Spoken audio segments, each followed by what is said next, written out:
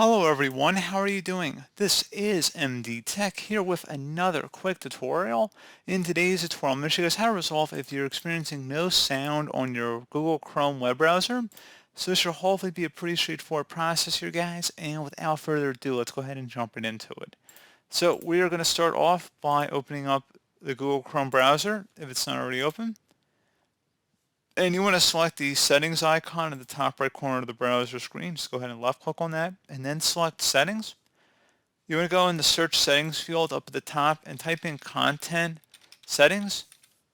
One of the best results should say site settings. So you may want to just search for site settings instead and go ahead and open that up.